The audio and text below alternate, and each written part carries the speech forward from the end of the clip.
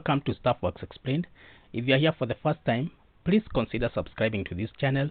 Also, hit the notification bell so that when you upload a new video, you are notified.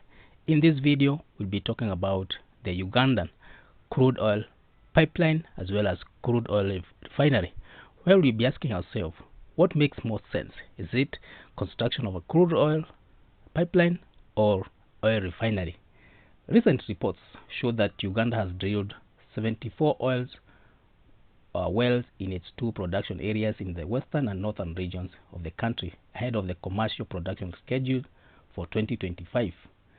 As the East African Crude Oil Pipeline (EACOP) construction makes progress, the future of Uganda Crude Oil Refinery remains uncertain. The refinery project is still in the planning stage, with Uganda actively seeking for investors after the Albert and Graben Refinery Consortium failed to raise the required funds, leading to expiration of the project agreement framework. Given this development, what would have made more sense for Uganda?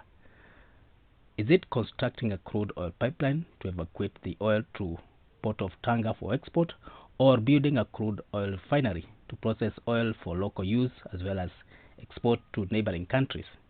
While international investors might prefer the quicker returns from a crude oil pipeline, the construction of a refinery offers Uganda far greater long-term economic benefits and a chance to break free from the pitfalls of being merely an exporter of raw materials. First and foremost, a refinery allows Uganda to add value to its oil locally, producing refined products such as gasoline, diesel, as well as kerosene. Refining its crude oil instead of exporting raw material enables Uganda to capture the larger share of oil value chain, and this approach maximizes returns of its resources, generating more revenue than simply selling crude on global markets. Moreover, building a refinery would create jobs and support Uganda's push for industrialization. The construction and operation of refinery would provide direct and indirect employment opportunities, spurring economic development. The refinery would also encourage the growth of related industries, such as petrochemicals, contributing to broader economic diversification, as well as reducing the country's dependence on raw material exports. Uganda currently imports most of its petroleum products. A domestic refinery would significantly enhance energy security by reducing the need for imported fuels, as well as stabilizing local fuel prices. It would also ensure a steady supply of affordable energy to power Uganda's growing population and industries. This aligns perfectly with call by President Yoweri Museveni to make Uganda self-reliant and also make the country to industrialize, using its natural resources to fuel the national development. Uganda's landlocked status presents logistical challenges for exporting crude oil, because it requires long pipelines to reach the ports in the neighboring countries. Currently, it's building the EACOP, and transporting crude oil over such distances increases cost and risks. A domestic refinery would mitigate these issues by processing oil locally, cutting down on transportation needs. Additionally, the refinery would serve not only Uganda but also neighboring landlocked countries such as Rwanda, Burundi, even DRC, as well as Kenya, which all these countries depend on refined products. This would position Uganda as a regional supplier, further boosting its economic influence. Historically, African countries have primarily been sources of raw materials, a legacy of colonial imperialism that continues even into the neo-colonialism era. Exporting raw crude oil perpetuates this dynamic, where Africa remains a supplier of unprocessed resources, while other countries profit from adding value. Building a refinery allows Uganda to break this cycle by ensuring that more benefits are accrued out of this.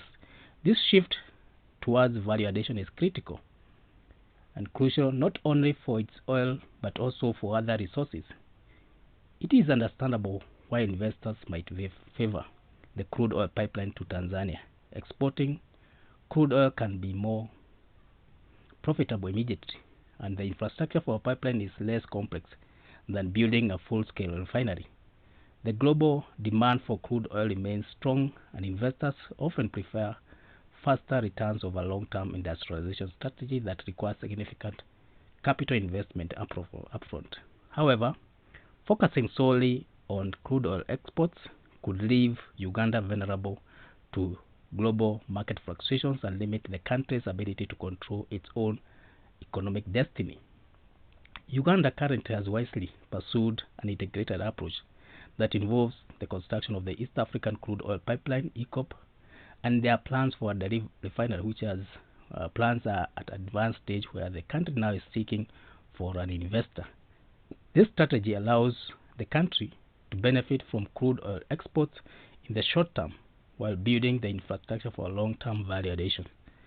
The refinery ensures that Uganda can capture the benefits of local and regional markets for refined products, while the pipeline provides an avenue for export of surplus crude oil to international markets. This balanced approach aligns immediate revenue generation with long-term industrial development. In conclusion, we can say that for Uganda, building a crude oil refinery makes more sense than focusing solely on exporting crude oil through a pipeline. The refinery offers a long-term economic benefits through value addition, as well as job creation and energy security.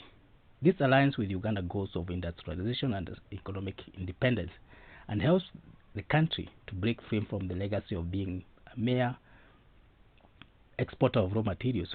While the pipeline provides short-term gains, the refinery represents a sustainable future where Uganda can maximize the value of its resources and drive lasting economic growth. So thank you for reaching this far.